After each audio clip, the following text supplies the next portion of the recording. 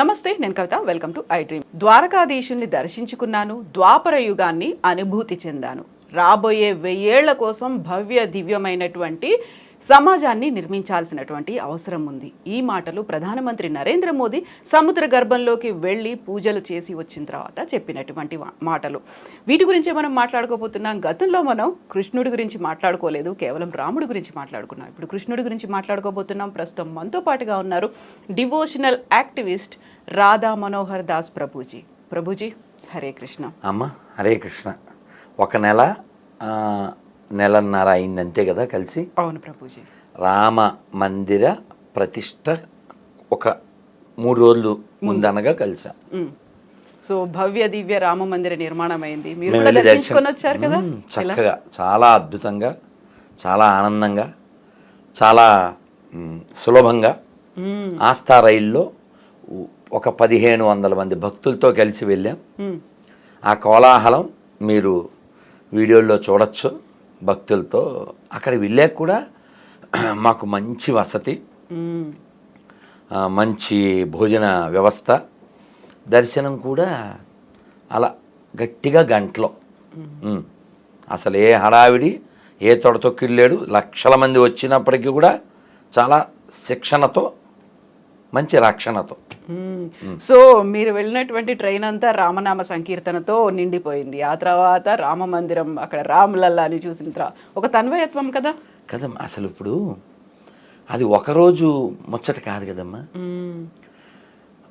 100 సంవత్సరాల నిరీక్షణ, లక్షల ప్రాణాల బలిదానం. మన భాగ్యం అంతే. మన భాగ్యం. ఉన్నతుడైన వాళ్ళు ఉన్నతమైన స్థితిలో ఉండడం వలన ఇది ఉత్పన్నమైంది. లేకపోతే ఉత్పాతాలు మాత్రమే ఉండేవి కదా అంతకుముందు. మేము 92లో కరసేవకి వెళ్ళాం, డిసెంబర్ 6. ఆ కరసేవలో పాల్గొన్నాం.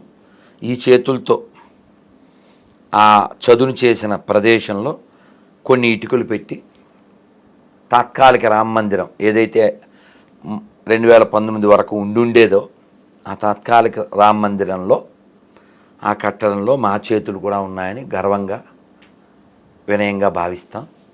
మన కళ్ళ ముందే ఈ కళ సాకారమైంది. ఖచ్చితంగా మనం ఈ దివ్యమైనటువంటి ఈ స్థితి నుంచి ఇంకా ఇంకా ముందుకు వెళ్ళాలి తప్ప దిగజారకూడదు.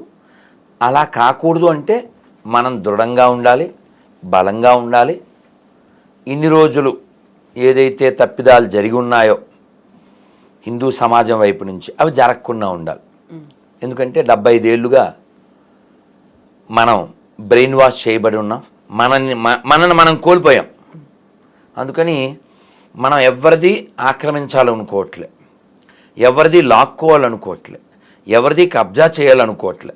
కేవలం మనది మనం కోరుకుంటున్నాం. సో ఆ క్లారిటీ మనకుంది, ఆ ప్యూరిటీ మనకుంది.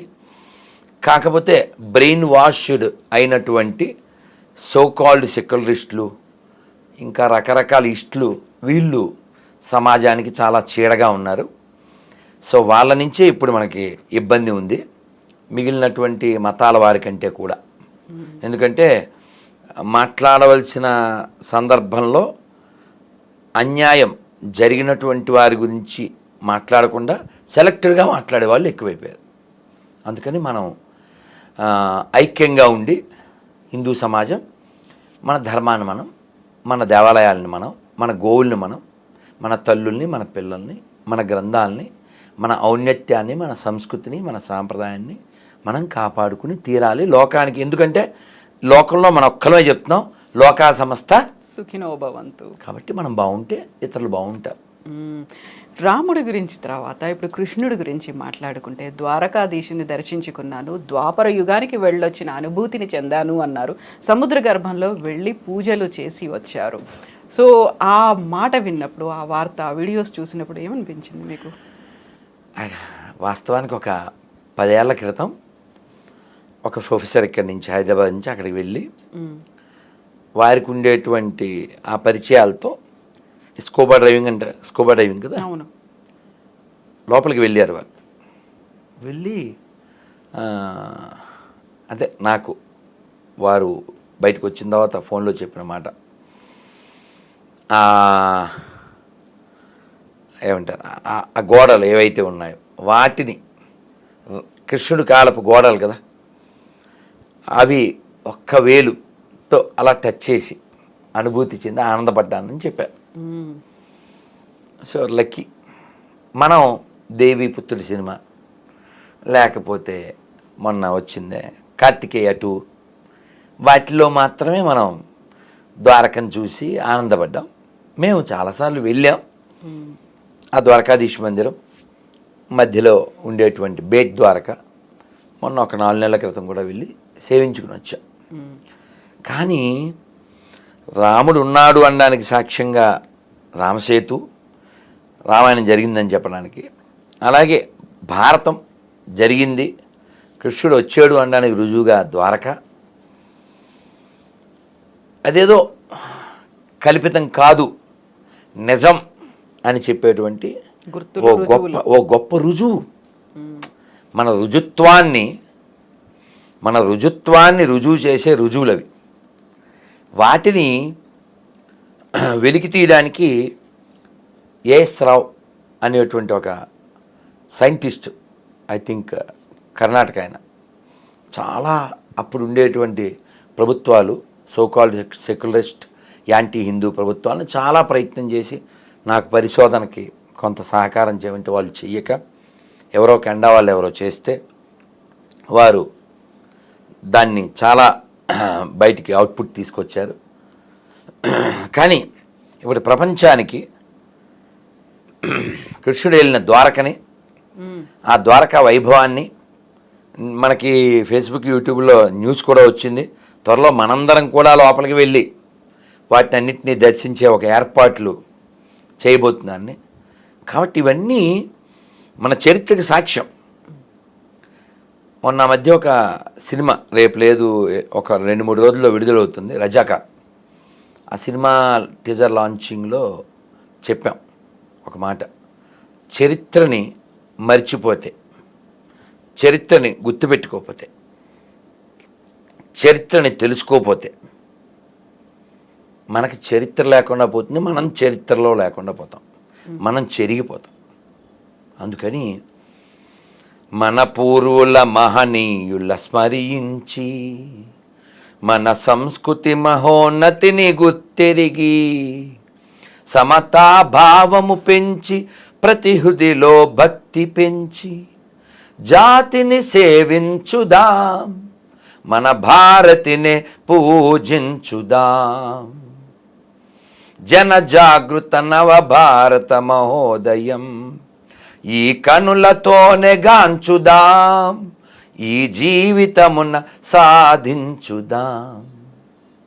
కాబట్టి మనం అందరూ బాగుండాలని కోరుకునేటువంటి జాతి కాబట్టి మన మూలాలని మనం బాగా చూసుకోవాలి. ఎందుకంటే కృష్ణుడి నుంచి, రాముడి నుంచి నేర్చుకోవాల్సింది చాలా ఉంది.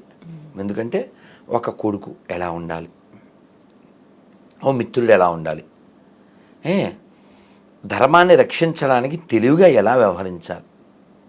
ఎందుకంటే కృష్ణుడు ఎక్కడో యూపీలో మధురలో పుట్టాడు, తర్వాత గోకులం వెళ్ళాడు, తర్వాత బృందావనంలో ఒక 10 ఏళ్ళు ఉన్నాడు, తర్వాత ద్వారకకు వచ్చాడు, 128 ఏళ్ళ దాకా ఈ భూమి మీద ఉండి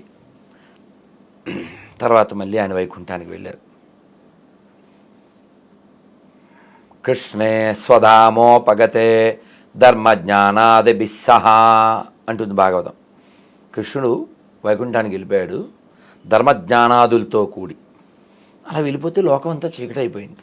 అందుకని ఈ లోకంలో ఆ చీకటి పోగొట్టడానికి పురాణార్కో ధునోదిత, అర్క అంటే సూర్యుడు, పురాణాల్లో సూర్యుడు వంటి భాగవతాన్ని మనకిచ్చి వెళ్ళాడు. భాగవతం ఏం చెప్తుంది? భగవద్వైభవాన్ని, భాగవతుల వైభవాన్ని చెప్తుంది. ఆ కృష్ణుడు అంటే ఆ భాగవతంలో ఉన్నది ఈ తెలంగాణ ప్రాంతానికి సంబంధించింది ఒకటి చెప్పాలి. అందుకే చెప్పండి. అక్కడ కృష్ణుడు కాలయవండు అనేటువంటి ఒక రాక్షసుణ్ణి తరుముతూ అనంతగిరి దగ్గర కొన్ని కొండ గుహల్లోకి వచ్చాడు. వస్తే అక్కడ ఒక ఆయన పడుకుని ఉన్నాడు. కృష్ణుడు హైడ్ అయ్యాడు. వాడు ఈ పడుకున్నది కృష్ణుడే అనుకుని కాళ్ళతో తన్నాడు. ఆ పడుకున్న ఆయన ఆ దుప్పటి తీసి కళ్ళు తెరిచాడు. ఆ గాడిద కూడా బూడిదైపోయాడు. ఆ వాడు కాలయవండు. ఈ పడుకున్న ఆయన పేరు ముచ్చుకుందుడు. ఆ ముచ్చుకుందుడి పేరు మీదే ముచ్చుకుందా నది, నవ్వు ఈ కాళ్ళు మూసి నది, ముక్కు మూసే నది. సో ఆ విధంగా మనం అందరం కృష్ణ సంబంధికులమే. ఇది ఒక ఉదాహరణ. ఇంకా భగవద్గీత 15వ అధ్యాయం 7వ శ్లోకం. మమైవాంసో జీవలోకే జీవభూత సనాతన మనఃషష్టానింద్రియాని ప్రకృతిస్థాని కర్షతి. ప్రతి జీవి నాలో భాగమే, మమైవాంసో అని చెప్పారు. కాబట్టి మనం అందరం ఆయన అంశలం. కాబట్టి ఆయన్ని తెలుసుకోవాల్సిన బాధ్యత ఉంది, ఆయన్ని కలుసుకోవాల్సిన బాధ్యత ఉంది. అలాగే భగవద్గీత చదవాలి. చదవక ఎన్నో చిన్న పిల్లోడు బాగా వైరల్ అయింది, మీరు చూసుంటారు. హలో అన్నారు వాళ్ళు. హిందీ ప్రోగ్రామ్ చేస్తారే శిల్పా శెట్టి వాళ్ళు, ఏదో సూపర్ డాన్సర్స్ ఏవో ఉంది, పేరు నాకు తెలీదు. ఆ పిల్లవాడిని చిన్న పలకి లాంటి దాని మీద తీసుకొచ్చారు. అండ్ అక్కడ ఉండే యాంకర్ హలో అనగానే cute boy, hardly 2 years, hi hello చూడు హరే కృష్ణ బోలో. వాళ్ళు ఇంకా ముక్కును వేలేసుకున్నారు, సంబరపడ్డారు. ఆ వీడియో చూస్తే మీరు ఆనందపడతారు. ఆ పిల్లవాడిని ఆ యాంకర్ అడిగింది, భగవద్గీత మనకు ఎలా ఉపయోగపడుతుంది? చాలా అందంగా చక్కగా చెప్పాడు. వాట్ ఇస్ యువర్ నేమ్ అంటే ఐ యామ్ భాగవత దాస్ బ్రహ్మచారి అని చెప్పి ఆయన వివరించాడు. మనం ఏదన్నా షాప్కి వెళ్తే ఒక బొమ్మ కొంటే ఆ బొమ్మ ఎలా వాడాలో ఒక మాన్యువల్ ఇస్తారు. అలా భగవద్గీత మనకి మాన్యువల్. చాలా సింపుల్గా చెప్పాడు కదా. వాళ్ళ కళ్ళని లోటే తక్కువ. చిన్న పిల్లోడు ఎందుకు అంత హరి ఏంటి అని అడిగారు. ఆ పిల్లవాడు చెప్పాడు, పదం పదం అత్విపదం. ఇది భాగవతంలోది, 1వ స్కందంలోది. Every step is danger in this material world. ఈ ప్రపంచంలో, ఈ భౌతిక ప్రపంచంలో ప్రతి అడుగు ప్రమాదమే. ఎప్పుడు ఏం జరుగుతుందో ఎవరికి తెలియదు. కాబట్టి ఇంకా టైం ఉందనేవాడు ఫూల్. ఫినిష్. ఎప్పుడు ఎందుకు వచ్చామో అది ఫినిష్ చేయాలి. ఎందుకంటే రేపు నీ చేతిలో లేదు, నెక్స్ట్ మమ్మిట్ నీ చేతిలో లేదు. పాడుతూ పాడుతూ అలా ఒరిగిపోయిన వారు, డ్యాన్స్ చేస్తూ నేలకు ఒరిగిపోయిన వారు, జిమ్ములో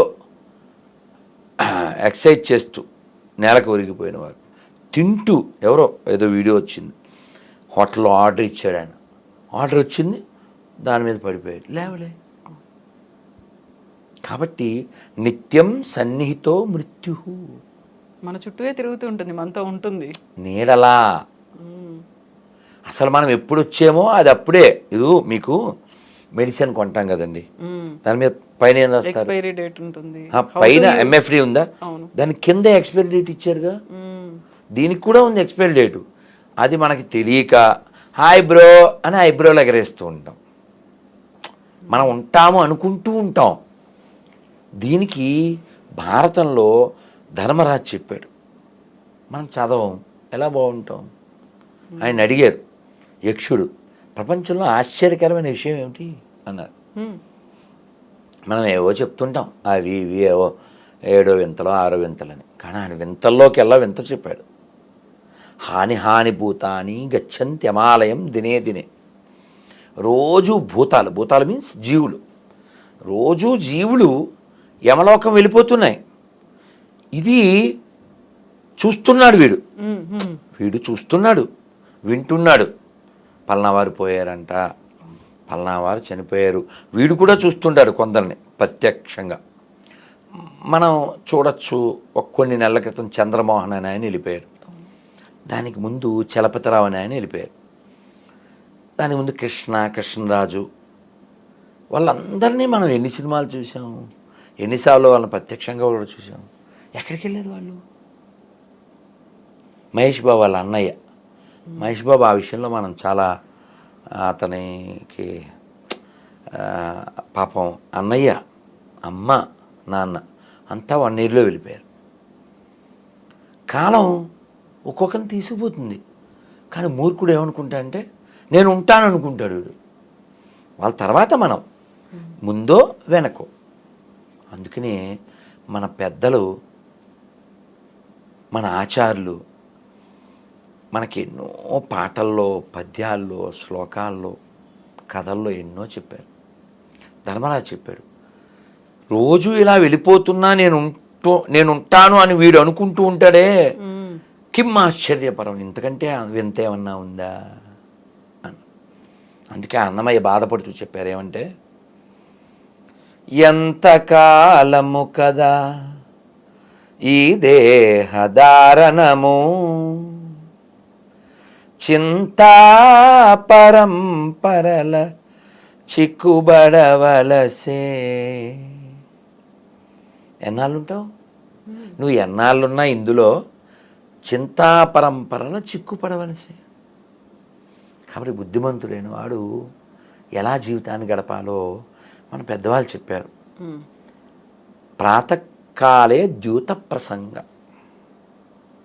మధ్యాహ్నేతు స్త్రీ ప్రసంగ, రాత్రౌ చోర ప్రసంగేన కాలో గచ్చతి ధీమతాం.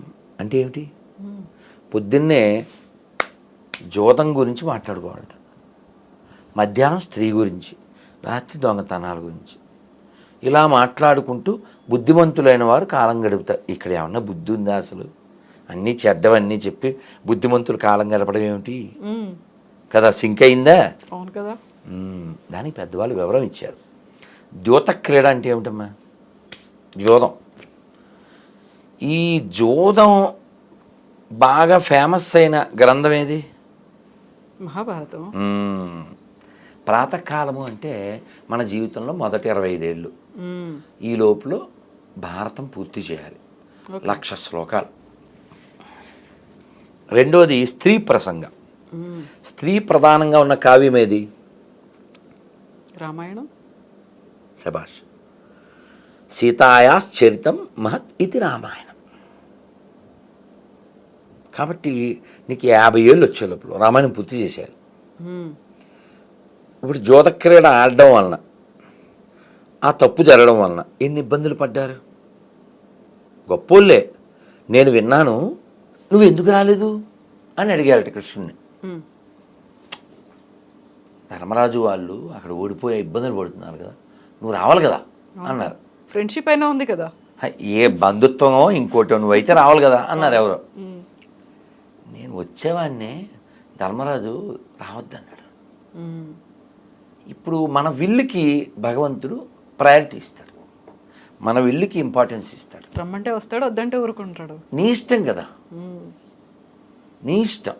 కరెంటు ప్లగ్ని మనం ఎలా వాడుకుంటే బాగుంటుంది మన ఇష్టం. దానికి ఒక కెటిల్ పెట్టి వేడి నీళ్ళు చేసుకోవచ్చు, లేకపోతే ఛార్జింగ్ పెట్టుకోవచ్చు, వేలు కూడా పెట్టి పైకి వెళ్ళచ్చు. దానికి ఏం దోషం ఉంది? భగవంతుడు అలాగా.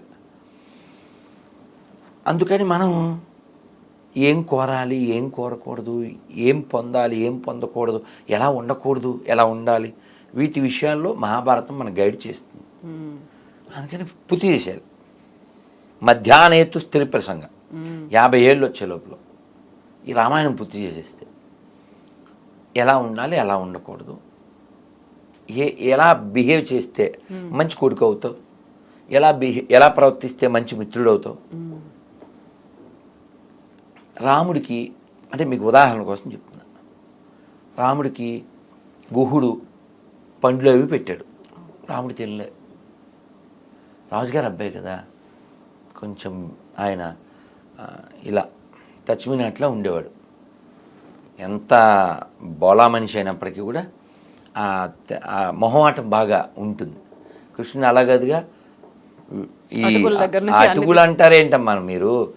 చాగంటి గారు చెప్తారు చూడండి, అసలు కళ్ళు మూసుకుంటే వీడి ప్లేట్లో అది వాడి బాక్సులు అన్నీ ఇంగిలి మంగళం అంట, సర్వం జగన్నాథం. అసలు ఆ డిఫరెన్సే చూపించడు. ఈయన అందరితో కలిసిపోతారు. రాజుగారి అబ్బాయి రాముడు కొంచెం అలా ఉండేవాడు. అలాంటి రాముడు కేవలం అక్కడ రెస్ట్ తీసుకున్నాడు. ఇద్దరూ ఒకరే అయినప్పటికీ రాముడు కృష్ణుడు ఆయా అవతారాన్ని బట్టి అలా ప్రవర్తన. జస్ట్ రాత్రి పడుకున్నాడు అంతే. పొద్దున్న లేచాడు, మళ్ళీ పడవెక్కాడు, అవతల పక్కకి వెళ్ళిపోయాడు. అని ఎంత ఉపకారం, నిద్రపోవడానికి ఏదో ఏదో గడ్డి పరుపు ఏదో చేసి అంతే.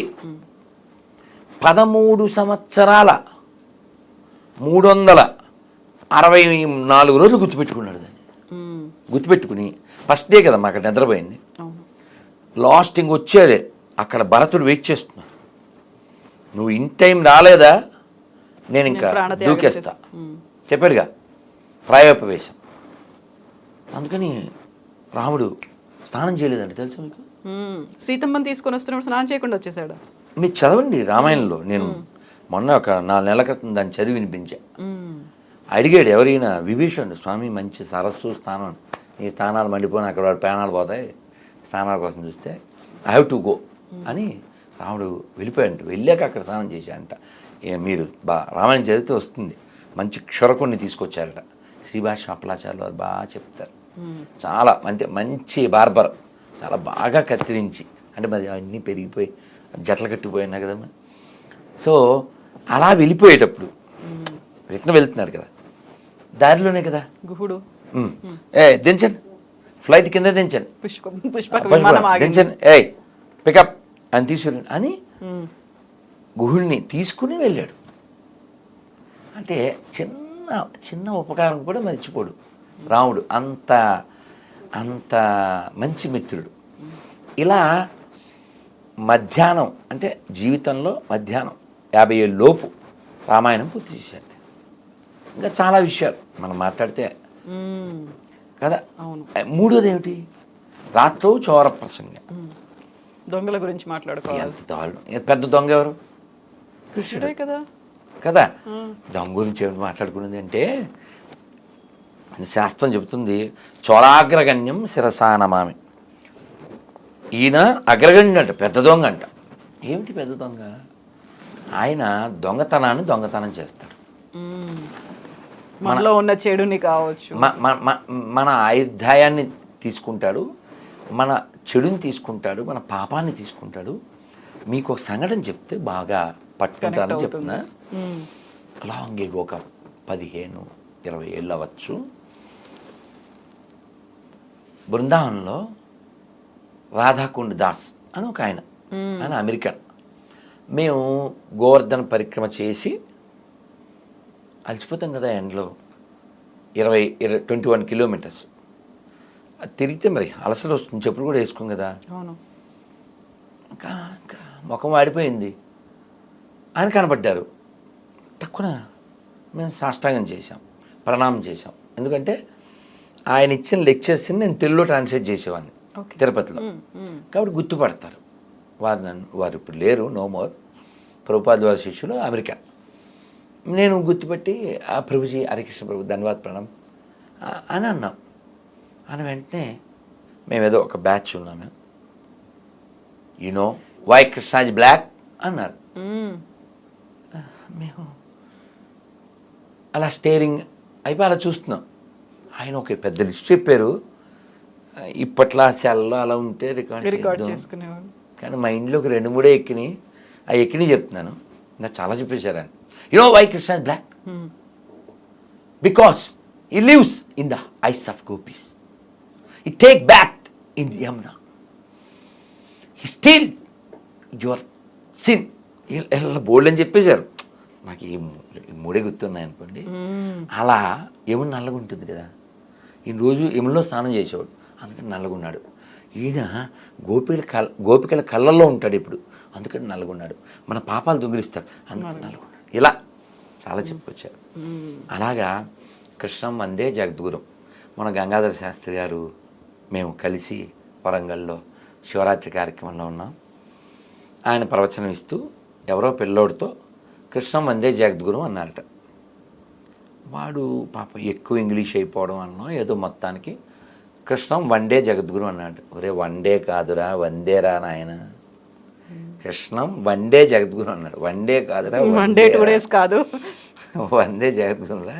అంటే అలా ఎందుకు అంటే మనం చెప్పట్లేదు. శంకర్ల వారు కంటే గొప్పడు కాదుగాను, రామానుజుల వారి కంటే గొప్పడు కాదుగా.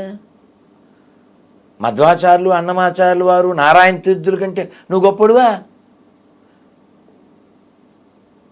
వాళ్ళే కృష్ణుని అంగీకరించారు కదా. శంకరాచార్యులు వారు కాశీలో గంగాతీరం వెంట వెళ్తూ ఉంటే ఒక వృద్ధుడు రుక్కుంకరణే అంటూ వ్యాకరణాన్ని వెళ్ళివేస్తున్నారు. అప్పుడు ఆయన పాడారు, మీ అందరూ తెలుసు ఏం పాడారు, భజ గోవిందం భజ గోవిందం గోవిందం భజ మూఢమతే సంప్రాప్తే సన్నిహితే కాలే నహి నహి రక్షతి రుక్కుంకరణే నహి నహి రక్షతి. ఈ రుక్కుంకరణే అది రక్షించదు నాయన, గోవిందుని భజించు అది రక్షిస్తుంది అని ఎంత ఎంత కావాలో స్టఫ్ అంటామే, జిస్ట్ అంటామే, అదంతా ఇచ్చేశారు. అసలు మన ఎంఎస్ సుబ్బలక్ష్మి గారు మనం ఎంత రుణపడి ఉంటామమ్మా, ఘంటసాల గారికి మనం ఎంత రుణపడి ఉంటామమ్మా, మనకి ఎంత ఇచ్చి వెళ్ళారమ్మా. పోనీ నువ్వు చదవకపోయినా వింటున్నాం కదా కలకాలం ఉండేలా. వాళ్ళు లేరు ఇప్పుడు, అవి ఉండిపోలే. అయితే ప్రభుజీ ఇక్కడే కృష్ణుడిని యాక్సెప్ట్ చేశారు, కృష్ణుడు ఉన్నారని ఇంత పెద్ద గొప్ప మహానుభావులు గుర్తించారు అనుకున్నప్పుడు ఇప్పుడు వచ్చినటువంటి ఒక డౌట్, ఆయన ద్వారకాధీశుని దర్శనం చేసుకున్నారు, సముద్ర గర్భంలోకి వెళ్ళారు, ద్వారకాపురం ఆ టైంలో ఎప్పుడు ఎలా ఉందో ద్వాపర యుగానికి నేను వెళ్ళొచ్చాను అన్నప్పుడు ఆధారాలు ఏమున్నాయి? అసలు కృష్ణుడు అక్కడే ఎందుకు ఉండేవాడు? అది ఎలా మునిగిపోయింది? మునిగిపోతే నగరం ఇంకా అక్కడ ఉండడం ఏంటి? ఆ కాలంలో ఉన్నటువంటి మనుషులంతా ఏమైపోయారు? కృష్ణుడు తన వాళ్ళని ఎందుకు రక్షించుకోలేకపోయాడు? అలా మునిగిపోతుంటే అలా చూస్తూ ఉన్నాడు. ఇవన్నీ డౌట్స్ వస్తాయి, బోల్డ్ వస్తాయి కదా. All have answers. I will. అమ్మా, మీరు భాగవతంలో ప్రథమ స్కందంలో, అంటే నేను చదివాను కాబట్టి మళ్ళీ విన్నాను కాబట్టి చెప్తున్నా, ప్రథమ స్కందం చాలా బరువు ఎక్కిస్తుంది. ఎందుకు అంటే మనం ఏమనుకుంటాం, భాగవతం అంటే అన్ని ఆటలు పాటలే అనుకుంటాం, కానీ ప్రారంభమే చాలా సాడ్గా ఉంటుంది. ఎందుకంటే అర్జునుడు వెళ్తాడు, ధర్మరాజుకి ఒక చెడ్డ శకునాలు కనబడుతూ ఉంటాయి. నాకేదో అనుమానంగా ఉంది, ఒకసారి ద్వారక వెళ్ళిరా అని అర్జున్ని పంపిస్తాడు. అర్జునుడు వెళ్తాడు, వెళ్తే కృష్ణుడు లేడు. కృష్ణుడు భార్యలు ఉంటే వాళ్ళని తీసుకుని వస్తూ ఉంటాడు. వచ్చిన తర్వాత చెప్పిన మాటలన్నీ మనం మాట్లాడుతున్నాం ఇప్పుడు. ఎందుకు అలా అయిపోయావు, అంత నిస్త్రాణంగా ఎందుకు అయిపోయావు అంటే, అన్నయ్య మన సఖుడు, మన బంధువు, మన మిత్రుడు, మన ప్రాణం ఆయన కృష్ణుడు ఇంక లేడన్నయ్య, ఆయన స్వధామానికి వెళ్ళిపోయాడు అని చాలా బరువు ఎక్కించేటువంటి బాధాకరమైనటువంటి ఈ విషయం చెబుతూ, కృష్ణుడు లేడు, వారి భార్యలందరినీ నేను తీసుకుని వస్తున్నాను, దారిలో వేటగాళ్ళు నన్ను అటాక్ చేశారు, నా గాంధీవం నా విల్లంబులు ఎక్కువ పెట్టాను, మంత్రం గుర్తు రావట్లే, తప్పక నేను మామూలు వ్యక్తిలాగా ఆ గాంధీవం ఇలా వేయవలసిన బాణాలు దాంతో చేశాను, అయినా వాళ్ళు లాక్కుని వెళ్ళిపోయారు. ఇన్ని రోజుల నా విజయం నాది కాదన్నయ్య, ఆయన ఉండబట్టి కదా ఇదని. నేను ఆయన ఉంటే నేను హీరో, ఆయన లేకపోతే నేను జీరో అని ఇలా చాలా బాధ వ్యక్తం చేస్తాడు. ధర్మరాజు ఓ ఇదంతా మనం బ్యాగ్ సర్దుకోవాలి అని చెప్పడానికి సైన్స్ ఇవన్నీ అని చెప్పి వాళ్ళు అప్పుడు తెలుసు కదా ముగింపు, దాని పేరు మహాప్రస్థానం. అది కూడా నేను చదివా, ఇది భాగవతం తెలుగులో చదివా, అదేమో ఇంగ్లీష్లో మహాభారతం చదివా. చాలా బాగుంటుంది, ఎక్సలెంట్, ఎక్స్ట్రాడినరీ, ఎక్సైట్మెంట్ ఇవన్నీ ఉంటాయి అందులో. అంటే మనం మాట్లాడితే అలా ఎక్కువైపోతుంది, అయినా షార్ట్గా చెప్తాను. అలా వాళ్ళు ప్రయాణం చేసేస్తారు. ఆ ప్రయాణం చేసినప్పుడు ఒక్కొక్కరు పడిపోతారు, మీరు విని ఉంటారు. బదరీలో అవన్నీ ఉంటాయి. భీమశిల మేము వెళ్ళొచ్చాం, అక్కడే సరస్వతి ఉద్భవం, వ్యాస గుహ, మళ్ళీ గణేష్ గుహ, ఇవన్నీ ఉంటాయి. వాటరు పట్టుకుంటే మన మీద పడ్డ నీళ్ళు కూడా మంచు గడ్డలైపోతుంటాయి. అలాంటి స్థితిలో ఆక్సిజన్ అందని స్థితి వరకు కొంతమంది మన వాళ్ళు ప్రయత్నం చేసి వెళ్ళిన వాళ్ళు ఉన్నారు. ఈ హైదరాబాద్లో ఒక ఆయన నాకు ఉపాధ్యాయుని, ఒక హిందీ ఆయన, నేను వెళ్ళాను స్వామీజీ అని చెప్పారు. అంటే up to the mark almost. అంటే ఏంటి, భీముడు వెళ్ళినంతవరకు మనిషి వెళ్ళడానికి ప్రయత్నం చేయొచ్చు, ఆ తర్వాత ఇంకా వెళ్ళలేదు. వీళ్ళు మహాప్రస్థానం ప్రారంభించి స్వర్గం వైపు వెళ్తూ ఉంటే ముందు ద్రౌపది పడిపోయింది, తర్వాత సహదేవుడు, తర్వాత నకులుడు, తర్వాత అర్జునుడు. ఇలా పడిపోయారని ముందు నడుస్తున్న ధర్మరాజుకి తెలియదు. ఎవరు చెప్పారు? భీముడు వెనక్కి చూడడం, అన్నయ్య సహదేవుడు పడిపోయాడు అని మాట్లాడు. ముందుకే పదండి పోదాం ముందుకి పైకి. దీన్ని అందుకే వాడారో ఏంటో శ్రీశ్రీ గారు మహాప్రస్థానం పేరు పెట్టినాడు ఎల్లరు, ఆయన ఇంకో దానికి వాడారులేండి పుణ్యాత్ముడు. అలా మళ్ళీ అన్నయ్య నకులు పడిపోయాడు, అన్నయ్య ద్రౌపది, అన్నయ్య అర్జున్, అన్నయ్య నేను, వెనక్కి తిరగడిన ఒక్క కుక్క ఇందుపట్టు వచ్చింది చివరిది. వస్తే ఇంద్రుడు మాతలేని వాళ్ళ డ్రైవర్ని పంపించాడు. మీరు ఇప్పుడు నాకు పంపించలే ఆ డ్రైవర్ని అలా పంపిస్తే ఆయన వచ్చి, సార్ ఎక్కడ సార్ అన్నాడు ధర్మరాజుని. ఇది కూడా ఎక్కుద్ది అన్నాడు. చాలా ఊరుకోండి, మీకు ఒక్కరికే వచ్చింది ఇది అవసరం, ఒక్కల స్వర్గమైన సార్ ఊరుకోండి అన్నాడు. అంటే ధర్మరాజు చెప్పాడు, నా భార్య సోదరులు ఎవరు నాతో రాలే, ఇదొక్కటి నన్ను నమ్మి నాతో పాటు వచ్చింది, సో యూ షుడ్ అలవ్ అన్నాడు. లేదు సార్ నాట్ అలౌడ్ అన్నాడు. అయితే నేను రానన్నాడు. ఏమన్నా బుర్ర ఉందా సార్ మీకు? కుక్క కోసం స్వర్గం వదులుతాడు ఏంటి సార్ ఎవడైనాను అని ఇంద్రుడు వచ్చి చెప్పాడు. అదంతా నాకు తెలియదు, నా పేరు ధర్మరాజు, ఇంకా ఉపకారం ఉంది, దీనికోసం ఏదో అనుభవించాలి అని ధర్మాన్ని నేను విడిచిపెట్టినాను అంటే స్టబాన్ అని నిలబడ్డాడు ఆయన. అప్పుడు ఈ కుక్క ఎవరు? ధర్మరాజు, యముడు. ఆయన చాలా సంతోషం, ఆయన నువ్వు నా పేరు కలిగి ఉన్నావు, ఆ ధర్మబుద్ధి ఇంకా ఉందా లేదా, ఏమన్నా ఎరవేస్తే వెళ్ళిపోతావా అని అనుకున్నా. I'm proud of you my son, వెళ్ళినాయన అని చెప్పి, రాజా ధ్రువంతే నరకం అని శాస్త్రం. రాజు, a king must visit hell అమ్మ, అది రూలు. ఏ రాజు అయినా నరకానికి వెళ్ళి రావాల్సిందే, ఎందుకంటే ఏదో విధంగా దోషం జరిగి తీరుతుంది, ఈ మస్ట్ విజిట్. అలా ధర్మరాజు కూడా అలా నరకాన్ని విజిట్ చేసి మళ్ళీ వస్తాడు. సో ఇదంతా ఎందుకంటే ధర్మం పట్టుకోవాలి, ధర్మాన్ని విడిచిపెట్టకూడదు. దేనికోసమైనా ధర్మాన్ని విడిచిపెట్టకూడదు. ధర్మం కోసం దేన్నైనా విడిచిపెట్టు, దేనికోసం ధర్మాన్ని విడిచిపెట్టు.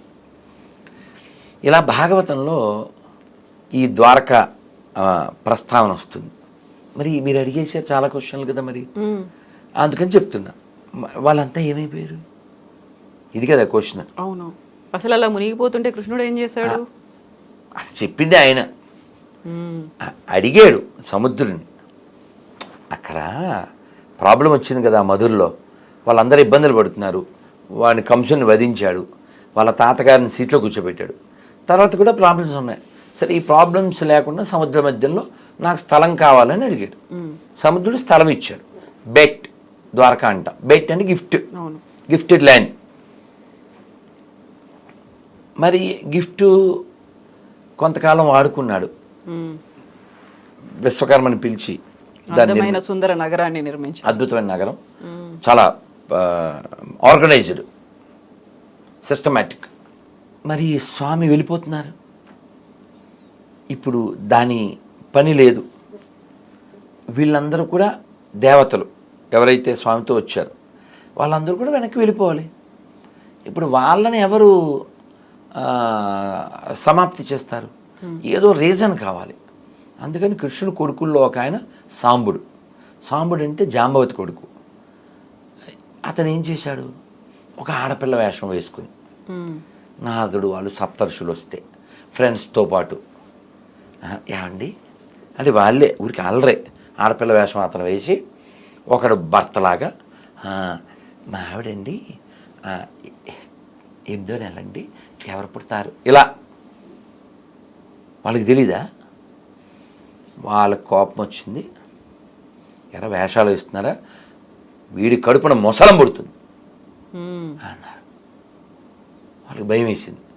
తాతగారి దగ్గరికి వెళ్ళి చెప్పారు, భీష్ముడి దగ్గరకో లేకపోతే ఉగ్రసేనుడి దగ్గర. మొత్తానికి వాళ్ళు నాయన దాన్ని సముద్రం దగ్గర అరగదీయిందిరా అని చెప్పారు. ఒక పెద్ద బండలా అది పుట్టింది.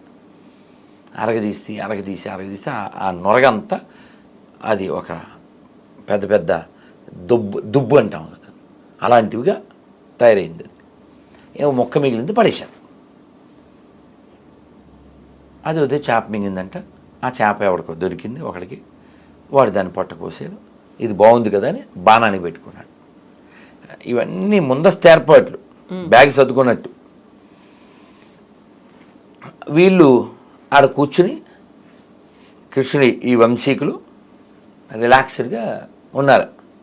మాట పెరిగింది అంతే. వాళ్ళని ఎవరు చంపకూడదు, ఇంకోళ్ళ చేతిలో చావకూడదు. వాళ్ళంతా దేవతలు కాబట్టి వాళ్ళ కథని ముగించాలిగా. వాళ్ళు కొట్టుకు చచ్చారు. అందుకే చూడండి, యాదవ వంశంలో ముసలు వచ్చి వాళ్ళు కొట్టుకు చచ్చారా అంటుంటారు. మరి వెనక్కి వెళ్ళాలి వాళ్ళు. నగరమేమో లోపలికి వెళ్ళాలి, వీళ్ళేమో పైకి వెళ్ళాలి. కృష్ణుడు వైకుంఠానికి వెళ్ళాలి. సో వచ్చిన ఏదైతే పర్పస్ ఉందో అది ఫుల్ఫిల్ అయిపోయింది. అయితే ఇక్కడ మీరు ఇంకొక మాట అన్నారు, ఇదంతా జరిగిన తర్వాత పరిసమాప్తి అయిపోయింది, అవతారం మళ్ళీ స్వధామానికి వెళ్ళిపోయాడు అనుకున్న తర్వాత అర్జునుడు కృష్ణుడి భార్యలను తీసుకొని వస్తూ ఉన్నాడు. అందులో రాధ ఉండదు కదా, రాధని ప్రాణంగా ప్రేమించాడు, అంతకు మించి అనుకున్నాడు. అందులోనూ కృష్ణుడి కంటే రాధ వయసు ఎక్కువ, పెద్దది అనుకుంటారు కదా, తన్నెందుకు దూరం పెట్టాడు? ఆ భార్యల్లో తనెందుకు లేదు? లేదు అమ్మా, మనకేం చెప్పారంటే శ్రీకృష్ణ చైతన్య రాధాకృష్ణ నహిరే అన్య. ఇది బెంగాలీ. శ్రీకృష్ణ చైతన్య అంటే రాధాకృష్ణుడికి అభిన్నం, అంటే రాధాకృష్ణులే చైతన్య మహాప్రభు అని చెప్పారు. రాధారాణి అంటే ఆహ్లాదిని శక్తి అంటారు. కృష్ణుడి యొక్క ఆనందం ఒక రూపం చేస్తే ఆవిడ రాధారాణి.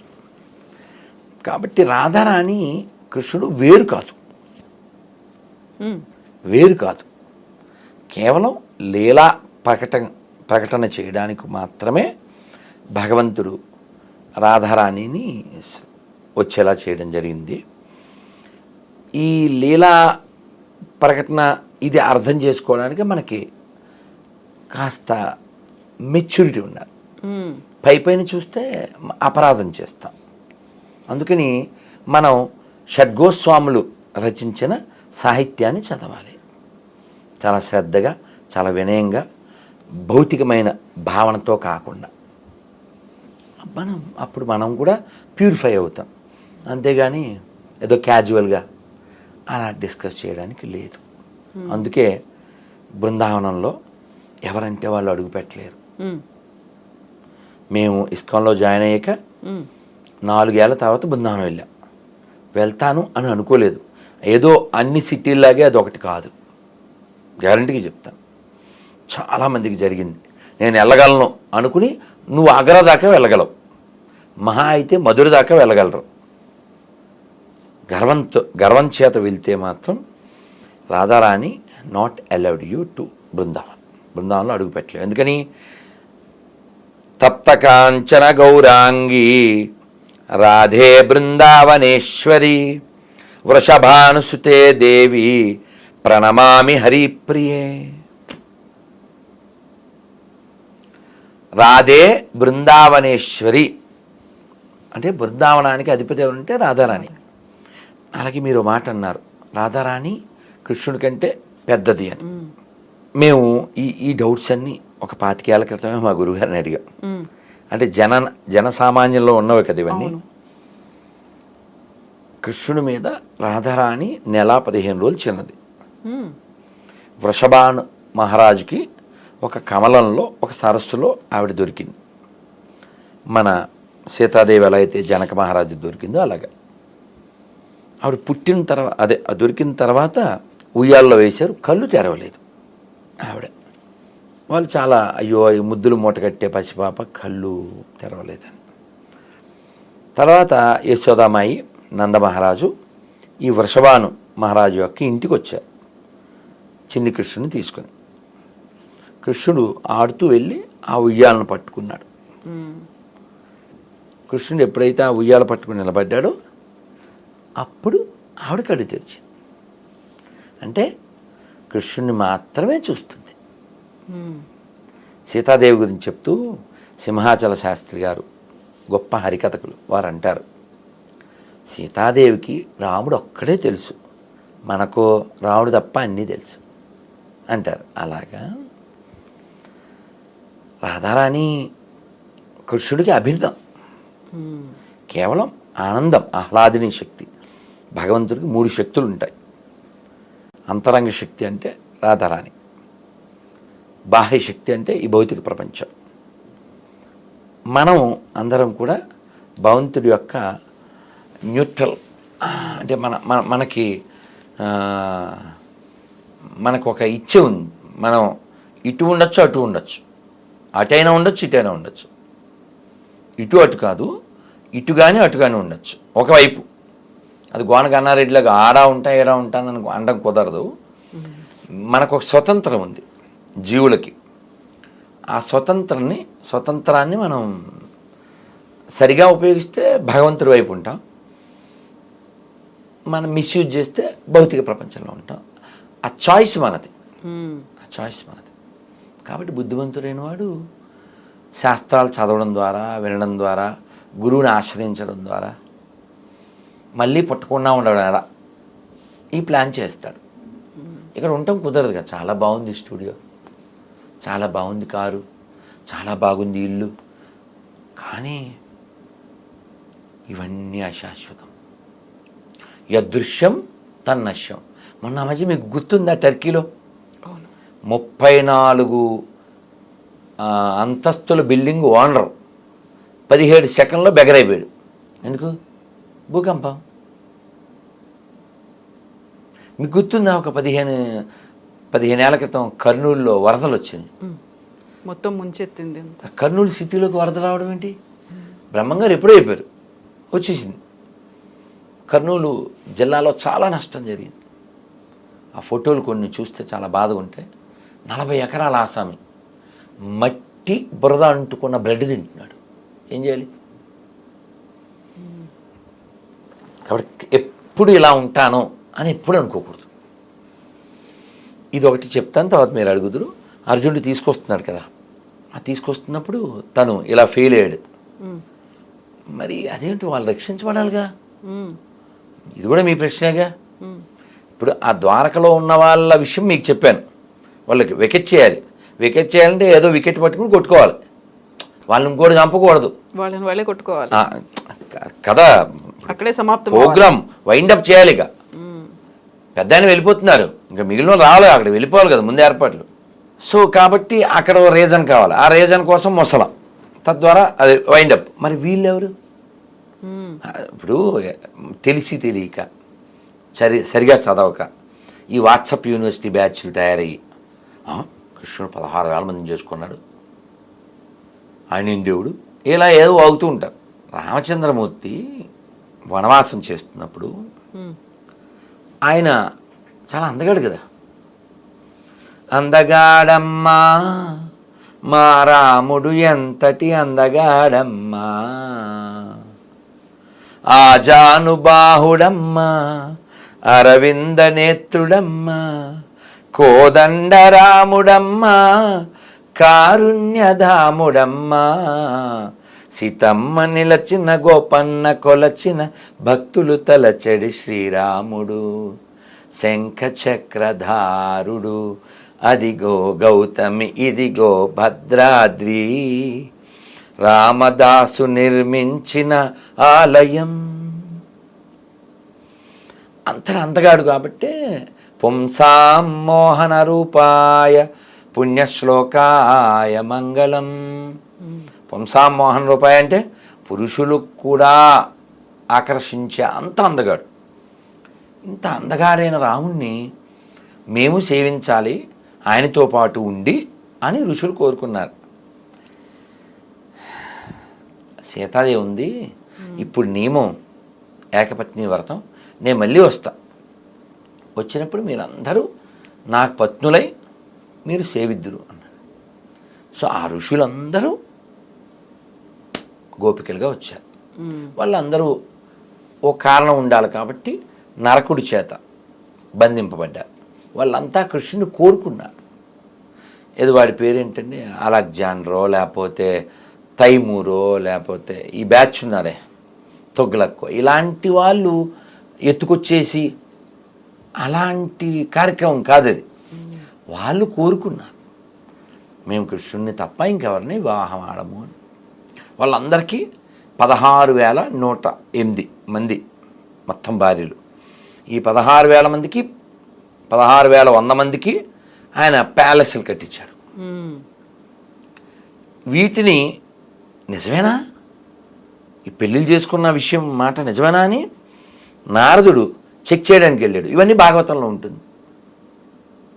నువ్వు భాగవతాన్ని విశ్వసిస్తే నీ యూనివర్సిటీ తెలివితేటలు ఏం వాడకుండా జస్ట్ యాక్సెప్ట్ ఇట్. అలా ఈ ఋషులందరూ ఆయన భార్యలుగా ఉండి భగవంతుడి సాంగత్యాన్ని పొంది భగవంతుడు ఇంకా వైకుంఠానికి వెళ్ళిపోయాడు. వాళ్ళు కూడా వాళ్ళ స్వస్థలాలకు వెళ్ళిపోవాలి. మరి ఏదో విధంగా ప్యాకప్ అయిపోవాలి.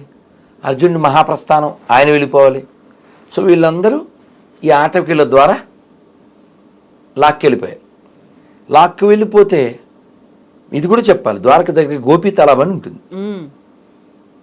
మేము వెళ్తూ ఉంటే ఈ తిలకం పెట్టుకుంటామే అక్కడే దొరుకుతుంది. ఇప్పటికీ మామూలుగా 20-30 రూపాయలు ఇంత మొక్క ఉండేది, అక్కడ ఇంత దొరికేస్తుంది 20 రూపాయలకి. అలా చెప్తున్నా, చాలా స్వచ్ఛంగా. ఆ గోపీ తలాబ్ ఏమిటి అంటే ఈ ఆటవికుల చేత కొనిపోబడుతున్నటువంటి కృష్ణుడి యొక్క భార్యలు, వాళ్ళకి ఆటవికులు అంటేనే కల్చర్ ఉండదు అని కదా, వాళ్ళు మనం పెళ్లి చేసుకుందాం అన్నారు కృష్ణుడి భార్య వాళ్ళు. సరే మేము స్నానం చేసి వస్తాం, మరి నడిచి వచ్చాం కదా అన్నారు. అలాగే అన్నారు వాళ్ళు. వీళ్ళందరూ ఆ పెద్ద సరస్సులో దిగారు. దిగినప్పుడు స్త్రీలు, బయటకు వచ్చినప్పుడు గడ్డాలు వేశారు. ఇంక వాళ్ళు ఎవరిని పెళ్లి చేసుకుంటారు? వాళ్ళు అలా వెళ్ళిపోయారు, వీళ్ళు ఎలా వెళ్ళిపోయారు. అలా ఒక్కొక్కటి నాటకం అయిపోయింది అన్నట్టుగా అలా వాళ్ళ పాత్రలు ముగించిపోయింది. మనం ఏదో మన ఇచ్చ వచ్చినట్లు దాన్ని మాట్లాడకూడదు కదా, నేర్చుకోవాలి. కొన్ని చూసి మనం మార్చుకోవాలి. అందుకని మహాభారతం, భాగవతం, భగవద్గీత ఇవన్నీ ఎన్నో నేర్పిస్తాయి. మనం చదవాలి, వినాలి. మన పైత్యం చూపించకూడదు. కాళిదాస్ కవిత్వం కొంత, వీడి పైత్యం కొంత, అలా చూపించకూడదు. అందుకని బుద్ధిమంతులండి మన పూర్వీకులు. కేవలం త్యాగరాజ స్వామి వారు రాముణ్ణి పట్టుకుని, మన రామదాస్ గారు రాముణ్ణి పట్టుకుని, కవయిత్రి మొల్ల రాముణ్ణి పట్టుకుని, నారాయణ తీర్థులు వారు కృష్ణుని పట్టుకుని, క్షేత్రయ్య గారు కృష్ణుని పట్టుకుని, వాళ్ళందరూ ఉద్ధరింపబడ్డారు కదా. సూర్యదాస్ పేరు విన్నారా? ఈ సూర్యదాసు కళ్ళు ఉండవు, గోతులు పడిపోయాడు, ఆవులు కాస్తూ పైకి రాలేకపోయాడు. కృష్ణ అన్నాడు.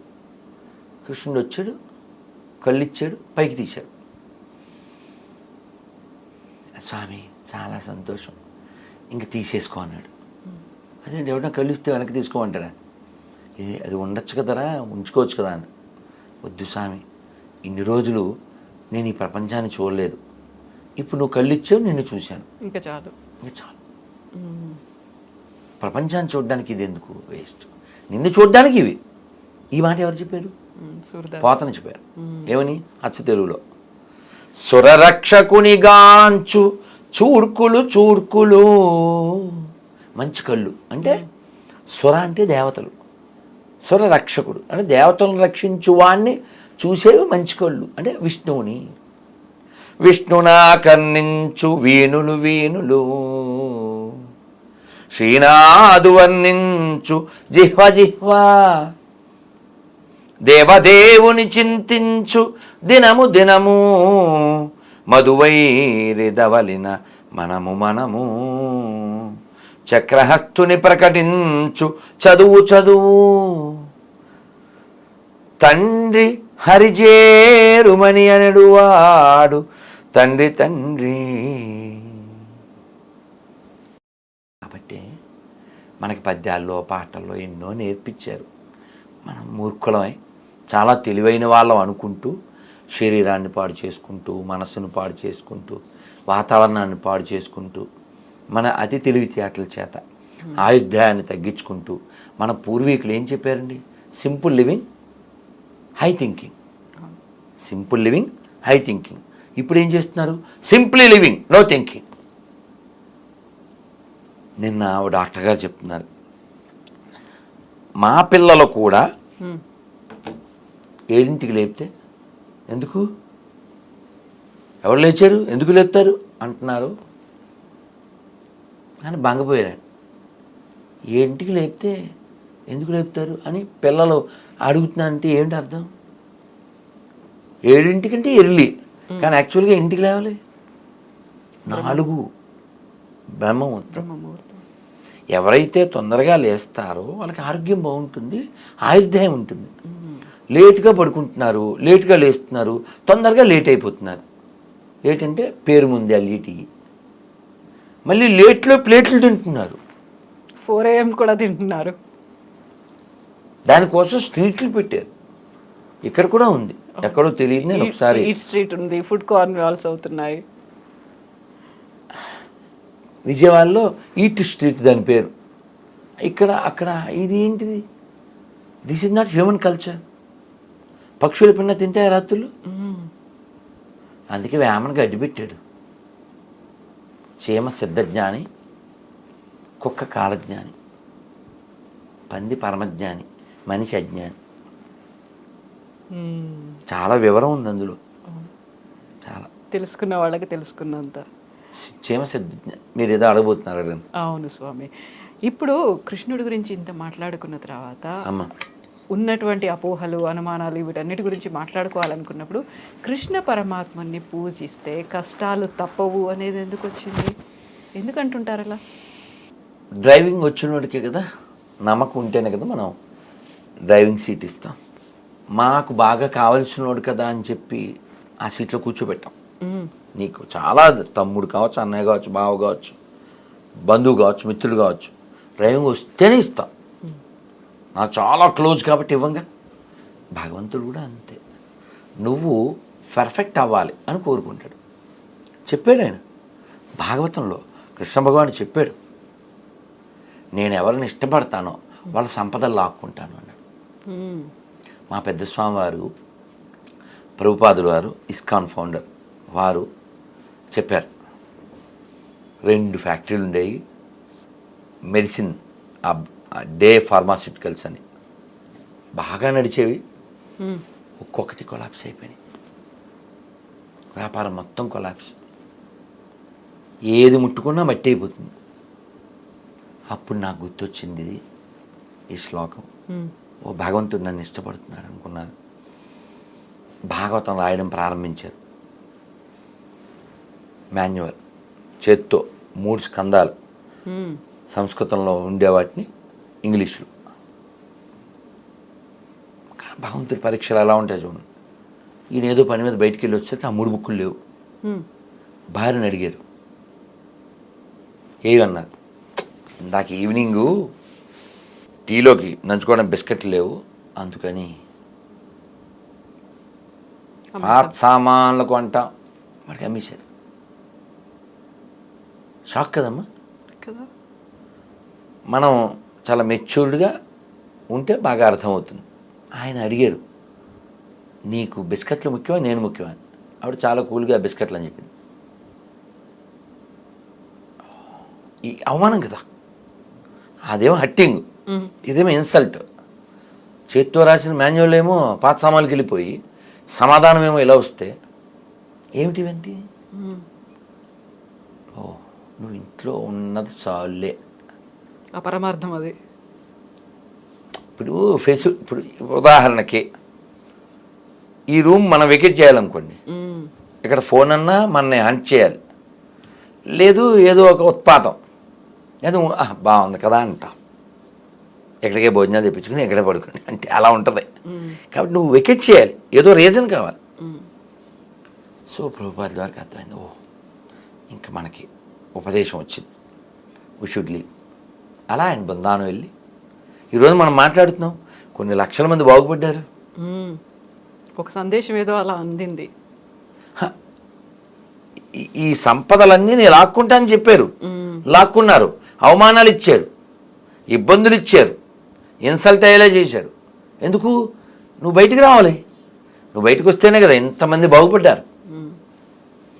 అలా అందుకే మా పెద్ద స్వామి చెప్తారు ప్రభుపాదుల వారు, O Lord, you have thousands of hands, if you give something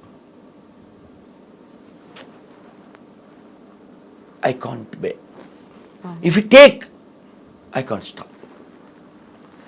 భగవంతుడా, వేల చేతులు కలిగిన నువ్వు ఏదన్నా నాకు ఇస్తే నా 2 చేతులతో నేను మొయ్యలేను, నువ్వు లాక్కుంటే ఆపలేను.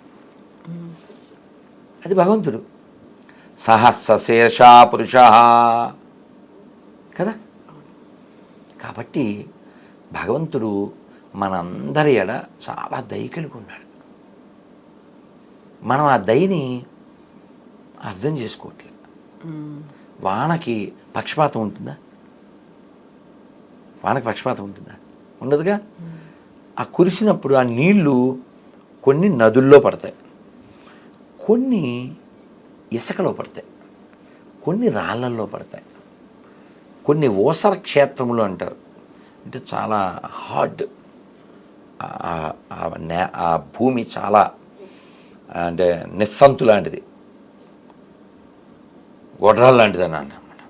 ఏం మొలవు, పిచ్చి మొక్కలు ముళ్ళ మొక్కలు తప్ప. అక్కడ కూడా వాన పడింది, కానీ మంచి సుక్షేత్రంలో పడ్డాయి నీళ్లు. ఏముంది? మొలకలు ఎత్తుతాయి.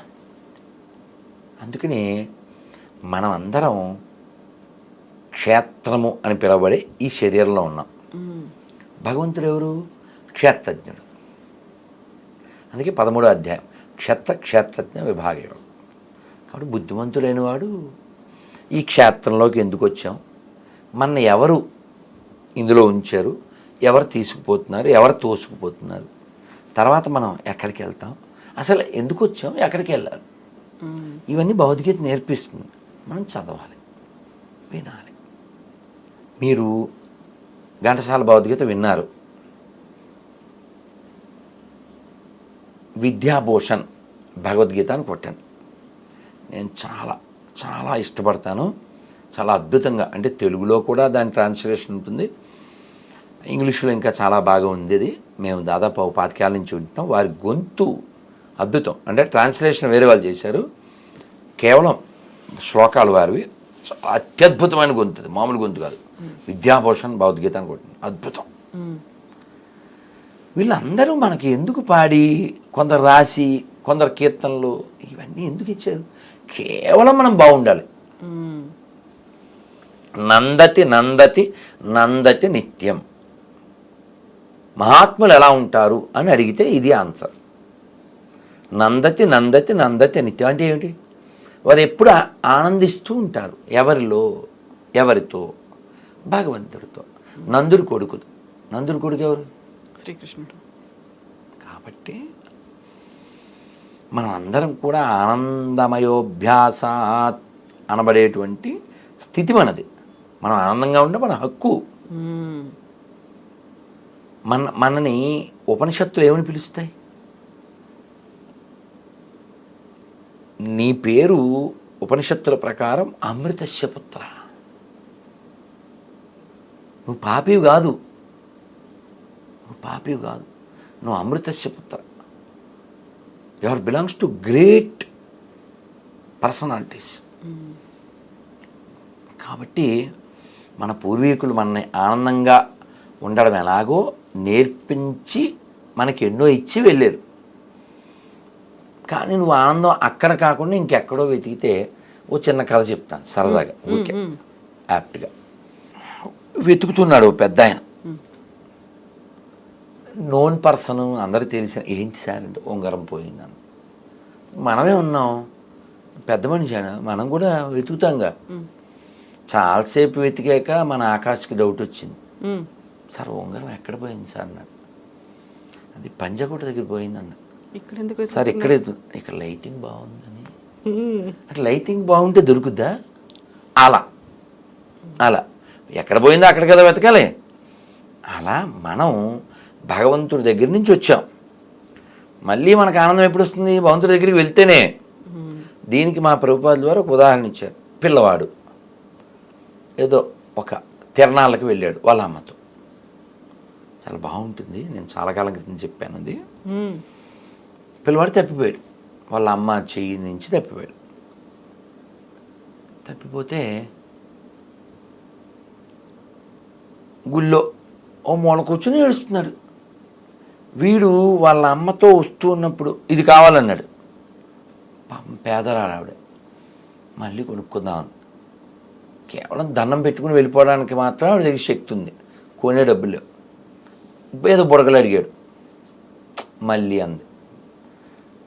ఏదో తిరుమండారం, మళ్ళీ అన్నీ మళ్ళీ మళ్ళీ అంటే లొల్లి ఎందుకు ఈ తల్లి అనుకున్నాడు. మా అమ్మ మంచిది కాదు అనుకున్నాడు మనసులో.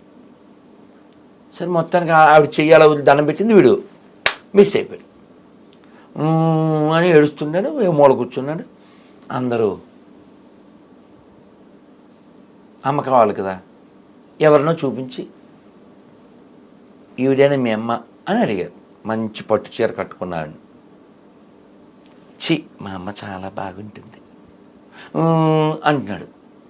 ఈ మధ్యలో ఎవరో వచ్చి విజయలా అంటాడు ఒక స్వీట్ తీసుకొచ్చి ఇచ్చాడు. ఇది ఉంటుంది కదా, దాన్ని ఏముంటుంది, పీచు మిఠాయి. వాడు ఇందాక అడిగాడు, ఇప్పుడు చిచ్చి నాకొద్దు. ఏం కావాలి ఇప్పుడు? అమ్మ కావాలి అంతే, సింగిల్ డైలాగ్.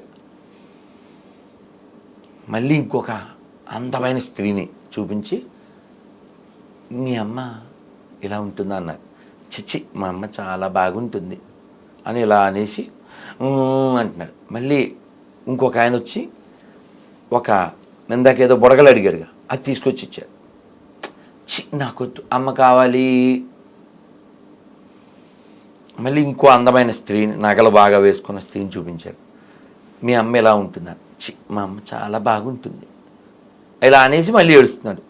మళ్ళీ వీడికి ఏదో బట్టలు అన్న ఏమొద్దన్నాడు. ఫైనల్గా ఏడుస్తూ ఒక మాసిపోయిన బట్టలతో, చెరిగిపోయిన జుట్టుతో, కళ్ళు లోపలికి వెళ్ళిపోయిన ఒక నల్లని స్త్రీ బాబు అని వచ్చి ఎత్తుకుంది. వీడు ఏం చెప్పాడు ఇందాక మనకి? వీళ్ళ అమ్మ ఎలా ఉంటుందని చెప్పాడు. లొల్లి చేసే అమ్మొద్దు మనకి అనుకున్నాడు. ముందు వీళ్ళందరూ అది తిను ఇది అన్నట్టు ఏమన్నాడు, అంత ఆ పట్టు చీర ఆవిడ్ని, ఆ తెల్లగా ఉండే ఆవిడ్ని, ఆ బంగారం వేసుకున్న ఆవిడ్ని చూపిస్తే ఏమన్నాడు, మా అమ్మ చాలా బాగుంటుంది అన్నాడు. ఇప్పుడు ఈవిడ రంగు, ఈవిడ ఆకారానికి ఆ ముగ్గురు స్త్రీలకి అసలు ఏమైనా సాపత్యం ఉందా? పోనీ ఈ అబ్బాయి అబద్ధం చెప్పాడా? చెప్పండి. కాకుండా వాడి కళ్ళకి అందంగా కనిపించింది, మిస్ అయ్యాడు కాబట్టి. కాదు కాదు, సౌందర్యము అంటేనే అమ్మ. అసలు ప్రపంచంలో అందమైనది అమ్మ ఒక్కతే. అటువంటి అమ్మ మీద శంకరాచార్యుల వారు సౌందర్యలహరి రాశారు. అందుకే సినిమాల్లో పాడుకోవడానికి కాదు, సౌందర్యం అంటే అమ్మదే. ప్రపంచంలో అమ్మ కంటే అందమైంది ఇంకెవ్వరూ ఉండరు. మొన్న శివరాత్రి మా అమ్మ పుట్టినరోజు, అదే రోజు మహిళా దినోత్సవం. సో నా జీవితంలో నాకు పరిచయమైన మొట్టమొదటి మహిళకి నా సాష్టాంగం అని స్టేజ్ మీదే సాష్టాంగం చేసి అక్కడ ఉన్న తల్లులందరికీ కూడా సాష్టాంగం చేసి నా ఉపన్యాసం ఇచ్చాను. కాబట్టి ఈ ఉదాహరణ ఎందుకు అంటే, పిల్లవాడికి వాళ్ళ అమ్మ వచ్చిన తర్వాతే మనశ్శాంతి వచ్చింది, సంతోషం వచ్చింది. ఆ బొమ్మలు, ఆ పీచు మిఠాయిలు, ఆ బట్టలు ఏవి సంతోషాన్ని ఇవ్వలేదు. అలా ఈ ప్రపంచంలో నువ్వు భగవంతుణ్ణి పొందితేనే నీకు నిజమైన ఆనందం. ఈ కనబడేవేవి కాదు, అసలు అది దాని అర్థం. అయితే ఇప్పుడు ఇస్కాన్ దేవాలయాల్లో ప్రతి చోట కృష్ణ పరమాత్మతో పాటుగా తులసి మొక్క ఉంటుంది. అండ్ మీరు వేసుకున్నటువంటి దీక్షలో కూడా తులసి మాల అనేది కంపల్సరీ ఉంటుంది. తులసికి ఉన్నటువంటి అంత ప్రాధాన్యత, ప్రాముఖ్యత ఏంటి? మేము రోజు తులసమ్మకి ప్రణామం చేస్తాం, హారతిస్తాం, ప్రదక్షిణ చేస్తాం, కీర్తన చేస్తాం, నీళ్ళు పోస్తాం, ఇన్ని చేస్తాం. మీరు ఖాళీగా ఉన్నప్పుడు అయిపోయిన తర్వాత ఒకసారి సరదాగా త్యాగయ్య సినిమా సాంగ్స్ కొట్టండి, నాగయ్య గారి త్యాగయ్య, అందులో మంచి పాట, ఆవిడకి అసలు దండం పెట్టాలి, ఎంత బాగుంటుందో ఆ పాట, ఆవిడ పూజ చేసే విధానం. జై కృష్ణ తులసి, జై కృష్ణ తులసి అంటూ చాలా అద్భుతంగా ఉంటుంది. అలా పూలు వేస్తూ, కొన్ని గాజులు వేసి, నీళ్ళు పోస్తూ చాలా పూజ చాలా బాగుంటుంది. ఇస్కాన్ టెంపుల్లో ప్రతిరోజు ధూపహారతి, దీపహారతి, పుష్పాలు, నీళ్లు, ప్రదక్షిణ, మళ్ళీ ఆ తులసమ్మ చుట్టూ ఒక వస్త్రం కడతాం ఆ కుండికి. ఇవన్నీ ఏమిటి అసలు? మొక్కకి అంటారేమో. ఈ పాటలో మీకు అర్థమవుతుంది కొంత. నామో నమః తులసి కృష్ణ ప్రేయసి, నామో నమః.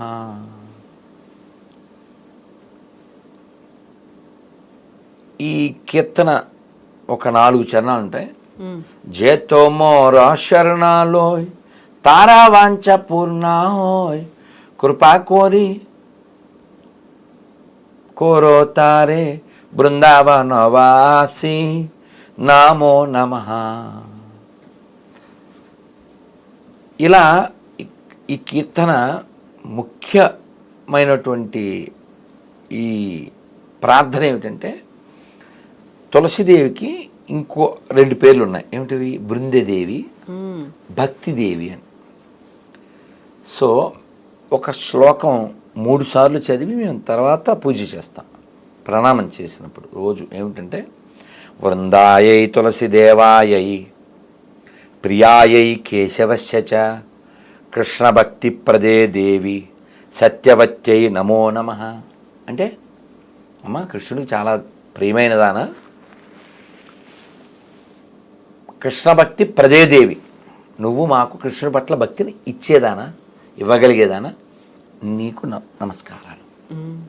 ఓ బృందదేవి, ఓ భక్తిదేవి, ఓ తులసమ్మ, నీకు ప్రణామము అని చెప్పేసి దాని అర్థం. అందుకని దీనా కృష్ణ దాసేకో అంటే నువ్వు కృష్ణుని ఇవ్వగలిగేదాన్ని అని. ఈ తులసికి ఇంకా ప్రాధాన్యత ఏమిటంటే, మనకి వేరే పురాణాల్లో వాటిలో చెప్పారు. యముడు చెప్తాడు తన దూతలకి, ఎవరైతే తులసి మాల ధరిస్తారో, అంటే తులసి మాల ధరించడం అంటే నియమాలు పాటించడం, ఏదో అక్కడ కొనేసుకుని 30, 50, 100 పెట్టి వేసుకోవడం అని కాదు. అది కూడా మెడలోనే, చేతులకి ఇక్కడ ఇలా మళ్ళీ కరమాల చేయకూడదు, అదొక అలరే. అది ఆ పిచ్చి వేషాలు వేయకూడదు. దీని పేరు ఏంటి? పేరేంటమ్మా? కంటిమాల. కంఠానికి తగులుతూ ఉండాలి, అది కంటిమాల అంటే. ఈ కంఠమాల వేసుకున్న వారు ఎవరైతే ఉంటారో, నియమాలను పాటిస్తూ కృష్ణుని స్మరిస్తూ ఉంటారో, నారాయణ స్మరణ చేస్తూ ఉంటారో, అటువంటి వారు ఉన్న వీధిలోకి కూడా మీరు వెళ్ళకండి అని చెప్పారు. ఎవరు? యముడు తన దూతలకి. మీరు సందులో కూడా వెళ్ళొద్దు, నా ఉద్యోగం పోద్ది అన్నాడు. అంటే వారు కృష్ణుడికి చాలా ప్రియమైన వారు. యముడు, యమదూతలు వారిని దగ్గరికి కూడా రారు. అంటే ఏమిటి? వాళ్ళు ఎప్పుడు భగవత్ స్మరణలోనే ఉంటారు, ఆ నియమాలు పాటిస్తారు. మీకు తెలుసు కదా ఈ తులసి వేసుకుంటే నియమాలు: మాంసము, మద్యము, వ్యభిచారము, జోదము, కాఫీ, టీ, ఉల్లిపాయ, వెల్లిపాయ, ఒక్కబడి, ముక్కుబడి, ఇవే ఉండకూడదు. ఏదో ఆడా ఇలా ఉంటాను, అది వేసుకుని తింటాను, అలా చేయకూడదు. కాబట్టి ఇలా తులసికి ఇలాంటి ప్రాధాన్యత ఉంది. మనందరికీ తెలుసు. ఎవరైనా మరణించే ముందు తులసి తీర్థమే పోస్తారు. అలాగే నైవేద్యం నివేదన చేస్తాం కదా. చంద్రశేఖర్ అనే ఓ గొప్ప భక్తుడు, నామో నమో తులసి మహారాణి వృందే మహారాణి, నామో నమో నమో రే మయ్యో నమో నారాయణి. చాలా బాగుంటుంది. అందులో చివరి చెప్తాడు, ధన్యకృష్ణ తులసి, అమ్మ ఓ తులసి, నీవు లేకపోతే కృష్ణుడు అసలు ఆ నివేదన స్వీకరించడు. తులసి వేస్తేరా. తులసి ఒకటి, బిల్వం, ఈ రెండింటికి ఒక గొప్ప లక్షణం ఏంటంటే, మామూలుగా మనం ఇవాళ పూలు పెట్టామండి, రేపు పెడతాం, వాటిని పెట్టకూడదు కదా. కానీ తులసి బిల్లవానికి ఆ దోషం లేదు. అది చిల్లులు పడిన, నిన్నడదైనా, ఎండిపోయినా మళ్ళీ కడిగేసి మళ్ళీ పెట్టచ్చు, దోషం లేదు. తులసుకున్న ప్రాధాన్యత అది. బిల్వం, తులసి అటువంటి. కాబట్టి తులసిని మాల ధరించి నియమాలతో జీవిస్తే భగవంతుడికి దగ్గర అవుతాం. మళ్ళీ ఈ ప్రపంచంలోకి రాకుండా ఉంటాం. మళ్ళీ రాకూడదు కదమ్మా. ఏదో బాగుంది కదా అనుకుంటా. ఏం బాగుంటుంది? ఎప్పుడు ఏం జరుగుతుందో తెలియదు కదా. అందుకని బుద్ధిమంతుడైన వాడు మళ్ళీ ఈ భౌతిక ప్రపంచంలోకి రావాలి అని కోరుకోడు. ఎందుకంటే ఈ శరీరం మన ఎప్పుడు కంప్లైంట్లు చేస్తూ ఉంటుంది. దీనికి రోగం వస్తుంది వద్దన్న, దీనికి ముసలితనం వస్తుంది, దీనికి చావు వస్తుంది. ఒక్క మొక్క చెప్పి నేను ముగిస్తా. కాశీ వెళ్ళారా? ఎప్పుడైనా వెళ్ళండి. కాశీలో మణికర్ణికా ఘాట్ అని ఉంటుంది. మేము ఒక 3 నెలల క్రితం వెళ్ళినప్పుడు, సంవత్సరం క్రితం వెళ్ళినప్పుడు, ఆ ఘాటు దగ్గర అలా శవాలు కాలుతూ ఉంటే, అంటే కొన్ని అడుగుల దూరంలో, చాలా మాట్లాడాం. ఆ చేతి అలా లేస్తూ ఉంటాయి, ఆ కాళ్ళు అలా లేస్తుంటాయి, కర్రతో దాన్ని కొడుతుంటాడు. ఆ కాళ్ళు కూడా మన కాళ్ళు లాంటివేగా, ఆ చేతులు మన చేతులు లాంటివేగా. ఇప్పుడు భగభగ మంటల్లో మాడిపోయి ఆ మాంసం అంతా కారిపోయి అది బూడిదైపోయి కట్టెల్లో కట్టయిపోతుంది. కట్టెలలో కట్టవుతుంది, ప్రపంచంతో వీడుకున్న సంబంధం కట్ అవుతుంది. కాబట్టి బుద్ధిమంతుడైన వాడు ఎలా ఉండాలో అన్నమే చెప్తాడు. ఎవ్వరెవ్వరి వాడు ఈ జీవుడు, ఎవ్వరికి ఏమౌనో ఈ జీవుడు, కొందరికి కొడుకాయ ఈ జీవుడు, మరి కొందరికి తోబుట్టువి జీవుడు. ఎవరివాడు? కాబట్టి బుద్ధిగా ఉండడం అంటే భగవంతు వలగును బుద్ధి అన్నారు. భగవంతుడే కావాలి అనుకునేటువంటి బుద్ధి మనకు పుట్టాలి. ఆ బుద్ధి మనకి ఎలా పుడుతుందంటే మనం వినేదాన్ని బట్టి, మనం తినేదాన్ని బట్టి. ఏదైనా తినేసేసి, ఏదైనా వినేసేసి ఫైనల్గా వచ్చేయండి మోక్షం అంటే వచ్చేస్తుందండి. ఏదో రైలు ఎక్కేసేసి ఎక్కడికి వెళ్తే అక్కడ ఎలా దిగుతాం కదా. అందుకని మన పూర్వీకులు మనకు కొన్ని విధానాలు ఇచ్చారు. మనం ఏం పొందాలి, ఎలా పొందాలో చెప్పారు. కాబట్టి పొంది చూపించారు. త్యాగరాజస్వామి వారు రాముని పొందారు, రామదాస్ గారు రాముని పొందారు, అన్నమయ్య వెంకటేశ్వరని పొందారు, కవయిత్రి మొల్ల, అక్కడ మీరాబాయి, రుక్మాబాయి, జనాబాయి, తుకారాం, చొక్కామేళ, ఎవరు ఎంతమంది. చంద్రభాగ తరంగాలు పుస్తకం పేరు విన్నారా? ఇక్కడ దొరుకుతుంది. మన సుందర చైతన్య స్వామి ఆశ్రమం ఉంది కదా, అక్కడ చాలా బాగుంటుంది. దుండిగల్ చాలా బాగుంటుంది ఆ పుస్తకం. దాని నిండా భక్తులే, చాలా గొప్ప భక్తులు. వాళ్ళంతా పాండురంగని సేవించారు. పాండురంగడు అంటే ఎవరు? కృష్ణుడే కదా. పాండురంగ, పాండు అంటే తెల్లని, కానీ ఆయన నల్లగుంటాడు కదా. నేను ఒక పెద్దవారి ద్వారా విన్నాను ఏమిటంటే, ఈ పాండురంగడు గుడికి దగ్గరలో ఒక ఆయన రోజు బెల్లం పట్టుకెళ్ళి ఇచ్చేవాడంట. నైవేద్యం ఆఖరిలో పాలు పెడితే ఆ పాలల్లో ఆ బెల్లం కలిపేవారు. ఆయన పెద్దోడు, గబగబా టైం అయిపోతుంది, షాప్కి వెళ్ళాడు, కట్టేయమన్నాడు. ఇలా లైట్లు ఏం లేవు కదా అప్పట్లో, ఏవో దీపం పెట్టుకుని జీవించేవారు. ఆ షాప్ ఆయన కట్టించాడు. ఈయన పట్టుకుపోయాడు, వాళ్ళు పాలలో వేసారు, పాలు అందరికి ఇచ్చేశారు. అయితే ఏంటి ఇందులో పెద్ద విషయం ఉంది? మా నాన్నగారు స్నేహితులు చెప్పారు ఈ మాట. ఇది ఈ షాప్ ఆయన మర్నాడు పొద్దున్న షాప్ తీశాడు. ఇచ్చిందేంటో తెలుసుకున్నాడు. ఆయన ఇచ్చింది బెల్లం కాదు, పటికి బెల్లం ఉంటుంది, అది కూడా కాదు, పాషాణం, విషం. విషం, అది విషం. అది అయ్యో, నా వలన ఎంతమంది భక్తులకి అకాల మృత్యు వచ్చిందని గుండెలు బాదుకుంటూ గుడికి వెళ్ళాడు. గుడంతా మామూలుగా ఉంది, అసలు నిన్నలాగే ఉంది, ఏ అడావిడి లేదు. భగవంతుడా అని భయంతో గుండెలు చిక్కబట్టుకుని లోపలికి వెళ్ళాడు. ఆయన నల్లగా ఉన్నాడు, విషయాన్ని స్వీకరించాడు మొత్తం. ఇందాక అన్నారే నల్లని కృష్ణుడు, నల్లని వాడు పద్మనైనంబుల వాడు కృపారసంబుపై జల్లెడు వాడు మీ పూపొదల మాటున దాగెడటే చెప్పరే. కాబట్టి ఆ నల్లని కృష్ణుడు, అందుకే అన్నమయ్య కూడా చెప్తాడు కదా, చాలా బాగా చెప్తాడు, చాలా బాగుంటుంది.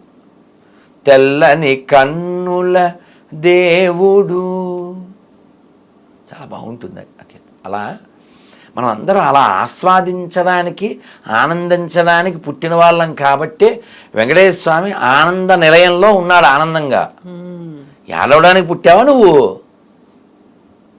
ఏడుస్తూ పుట్టావు, కానీ ఏడవడానికి పుట్టలే, ఏడు పెంచడానికి కూడా పుట్టలే. అది గ్రహించి అన్నమయ్య చెప్తారు కదా, చూడండి, అదే చూడరే మోహన రూపం 10 కోట్లు గల భావజ రూపం, అదే చూడరే మోహన రూపం. 10 కోట్లు గల భావజ రూపం అంటే ఏమిటి? 10 కోట్ల మంది మన్మధులు కలిస్తే ఎంత అందమో అంత అందమైన వాడు. అటువంటి అందమైనటువంటి భగవంతుణ్ణి సేవించి, మరి అది కూడా అన్నమయ్య చెప్తారు, సేవింపరో జనులారా చేరి మొక్కరో భావింపనున్నాడిందరి భాగ్యము వలెను సేవింపరో. ధన్యవాదాలు స్వామి. ప్రభుజీ, మళ్ళీ మనం మాట్లాడుకుందాం. కృష్ణుడి గురించి బోల్డని విషయాలు ఉన్నాయి మాట్లాడుకోవడానికి, వాటన్నిటి గురించి మనం మాట్లాడుకుందాం. అగాధమో జలనిధిలో అమూల్యమైన రత్నములు ఎన్నున్నావో అని చెప్పారు కదా. మన అందరి లోపల ఉందమ్మా. బెంగాల్ ఈ ఒక్క మొక్క చెప్పి వెళ్తాను. ఇప్పుడు నేనేవైతే అన్నమయ్య కీర్తన పాడానో అదంతా కూడా తెలుగువారికి గరిమెల్ల బాలకృష్ణ ప్రసాద్ గారి దయ. వారి కంఠం అమృతం కదా, అమృత భాండం. అంటే చాలామంది పాడారు, ఎంఎస్ సుబ్బలక్ష్మి గారు పాడారు, కానీ అన్నమయ్య కీర్తనలు ఎక్కువ మందికి అందడానికి వారి యొక్క దయ, వారి యొక్క తపన, వారి తపస్సే కారణం. మీరు వారిని కూడా ఇంటర్వ్యూ చేయండి, చాలా ఎంత అమృతం అది కదా. అలాగే సింహాచల శాస్త్రి గారిని కూడా ఇంటర్వ్యూ చేయండి. ఎందుకన్నా అంటే సింహాచల శాస్త్రి గారు ఈ కాలానికి తగ్గట్టు పిల్లవాళ్ళకి అర్థమయ్యేలా చెప్తారు. ఉదాహరణకి ఎప్పటికీ ఏది ప్రస్తుతం అప్పటికా మాటలు అది తెలుసు. దాన్ని ఎంత బాగా చెప్తానంటే, ఎప్పటికయ్యేది ప్రస్తుతం ఆ టాకు టాకి అదస్సను హట్టింపక హట్టవ్వక ఎస్కేప్ అయి తిరుగువాడు ఎక్స్పర్ట్ సుమతి, ఇలా చెప్తారు. చాలా మంచి కంఠం, మంచి గానం, మంచి గాత్రం, అద్భుతం. ఇలాంటి వాళ్ళు ఎందరో పుట్టిన నేలలో మనం ఉన్నాం. We are living with them. ఇంత అమృతాన్ని వదిలేసి ఏంటో బెంగాల్లో మాట ఉంది ఏంటంటే, నిత్య సిద్ధ కృష్ణ ప్రేమ సాధ్య కబూనాయ్ శ్రవణాది శుద్ధ చిత్తే కరయోదాయ్. అంటే బెంగాలీ కదా, తెలుగులో చెప్తా. నిత్య సిద్ధ కృష్ణ ప్రేమ సాధ్య కబూనాయ్ అంటే ప్రతి హృదయంలో కృష్ణుడి పట్ల ప్రేమ నిగూఢంగా ఉంది, ఇస్ కవర్డ్. నిత్య సిద్ధ కృష్ణ ప్రేమ సాధ్య కబూనాయ్. ఈ లోపల అందరికీ కృష్ణుడి పట్ల ఉన్న ప్రేమ బయటికి ఎలా వస్తుంది? శ్రవణాది శుద్ధ చిత్త కరయోదాయ్. వినడం ద్వారా, జపం చేయడం ద్వారా ఆ భక్తి బయటకు వస్తుంది అన్నారు. అందుకనే అందరి లోపల ఉన్న ఆ కృష్ణ ప్రేమ బయటికి రావాలి, అందరూ ఆనందంగా జీవించాలి అనే కోరిక చేత శిల ప్రభుపాదుల వారి ప్రపంచం ఈ కృష్ణ భక్తిని ప్రచారం చేసి కొన్ని కోట్ల మంది ఆనందానికి వారు మార్గం వేసి ఇంకా కోట్ల మంది ఆ మార్గంలో నడుస్తున్నారు. దానికి ప్రధానమైన ఆయువు పట్టు హరే కృష్ణ కృష్ణ కృష్ణ హరే హరే హరే రామ రామ రామ హరే హరే. ఇది కలియుగంలో అందరినీ ఉద్ధరించేటువంటి మహామంత్రం. ఏదో కేవలం ఇస్కానోలు చెప్పింది అని కాదు, ఇది కలిసంతన ఉపనిషత్తులో చెప్పారు వ్యాసులు వారు, నారదుడు ఈ ప్రశ్నలో వచ్చినటువంటిది. కాబట్టి ఇది అందరి కోసం ఇవ్వబడింది. ఈ మంత్రాన్ని పట్టుకుని ఎందరో ఉద్ధరింపబడ్డారు. మన తెలుగు నేల మీద కూడా అందరూ ఉద్ధరింపబడాలని కోరుకుందాం. హరే కృష్ణ. హరే కృష్ణ ప్రభుజీ. మళ్ళీ మనం మాట్లాడుకుందాం. చాలా చాలా సంతోషం. జై ద్వారకాధీశ్ భగవానికి. జై. అమ్మా హరే కృష్ణ.